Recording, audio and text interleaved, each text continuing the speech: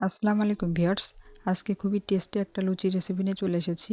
তো আমার আজকের রেসিপি পালং শাকের লুচি। এই লুচিটা খেতে যেমন সুস্বাদু তেমনি পুষ্টিগুণেও ভরপুর। এখন পালং শাকের সিজন চলছে, তো আপনারা খুব সহজে এটি তৈরি করে নিতে পারবেন। তো চলুন দেখে নেই কীভাবে এই পালং শাকের লুচিটা তৈরি করে নেওয়া যায়। তো পালং শাকের লুচি তৈরির জন্য এখানে আমি বেশ কিছু পালং শাক ধুয়ে পরিষ্কার করে নিয়েছি ডাঁটা সহ। এখন এই শাকটাকে প্রথমে সেদ্ধ করে নেব। তো শাকটা সেদ্ধ করার জন্য চুলায় সামান্য একটু পানি দিয়ে, পানিটা একটু গরম হলে শাকটা দিয়ে দিলাম। 2 মিনিট এই শাকটাকে জাল করে পানি থেকে তুলে নেব। মিডিয়াম আঁচে জাল করব। তো হয়ে গেছে, এখন এই শাকটাকে চুলা থেকে নামিয়ে নিচ্ছি। এখন এই শাকের সাথে 1 টুকরো আদা, একটা পেঁয়াজ কুচি, 4 কোয়া রসুন, একটা কাঁচামরিচ দিয়ে শাকের এই পাতার সাথে শিলপাটায় বেটে নেব, ডাটার অংশটা ফেলে দিয়ে।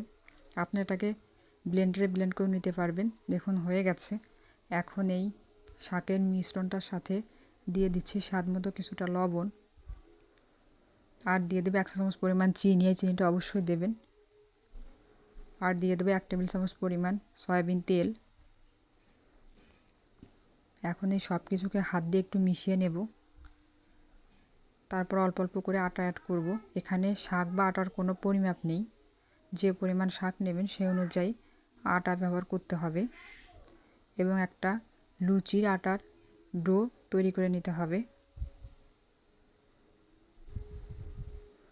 তো অল্প অল্প করে আটা দিয়ে একটা ডো তৈরি করে নিচ্ছি।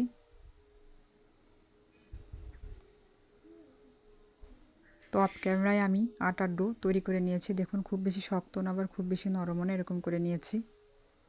এখনই আটার উপর সামান্য একটু তেল মাখিয়ে 10 মিনিট এটাকে রেস্টে রেখে দেব। তো ফিরে আসছি 10 মিনিট পর।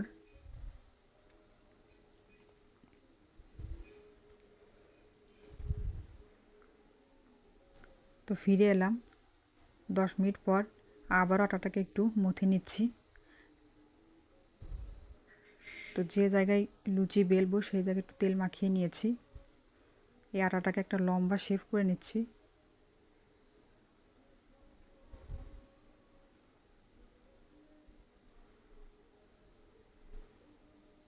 তো হয়ে গেছে, এখন লেচি কেটে নেব।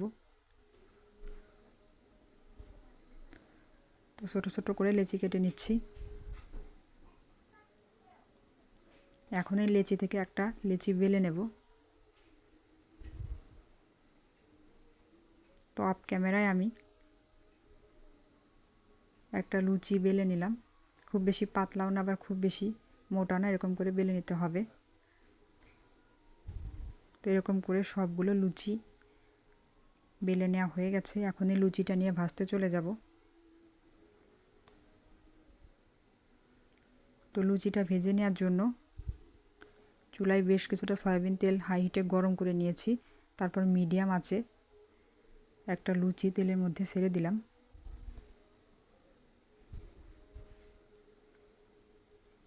তো যখন লুচিটা একটু উপর দিকে ফুলে উঠছে তখন উপর থেকে একটু এরকম করে নিচে ঠেসে দিচ্ছি, তাহলে লুচিটা ভালোভাবে ফুলে উঠবে। এরকম করে সবগুলো লুচি ভেজে নেব। তো সবগুলো লুচি ভেজে নেওয়া হয়ে গেছে। তো ভিউয়ার্স, তৈরি হয়ে গেল খুব সহজে পালং শাকের লুচি। তো রেসিপি ভালো লাগলে প্লিজ আমার চ্যানেলটি সাবস্ক্রাইব করবেন, আর পাশে থাকা বেল বাটনটি ক্লিক করবেন পরবর্তী নোটিফিকেশন পাওয়ার জন্য। আজ এ পর্যন্ত, দেখা হচ্ছে অন্য কোনো রেসিপি নিয়ে। তো সবাই ভালো থাকবেন। আল্লাহ হাফেজ।